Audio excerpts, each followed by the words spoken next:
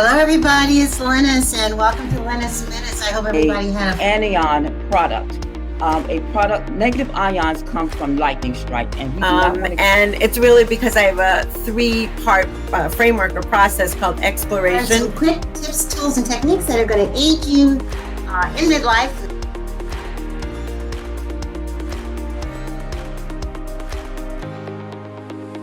So let's get started. My first favorite food, which is really cool, is almonds.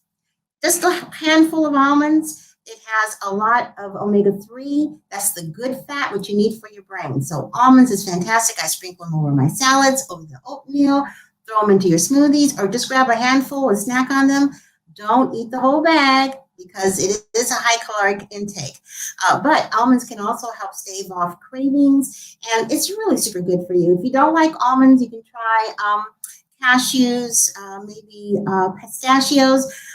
But whatever you try, eat them, raw, plain, blanched, or whatever, but do not get the kind of almonds that have a bunch of that salt in them, smoked, and all this other kind of stuff. Just acquire a taste for them in their natural habitat as raw almonds. Sometimes you can get them slithered if you don't like the crunch, if it's too hard on your teeth. But if you can incorporate almonds, that's very good for your body.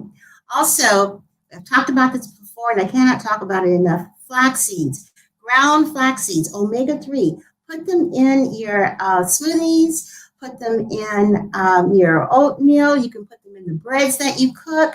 You can even add ground flaxseed to almost any meal, soups, anything.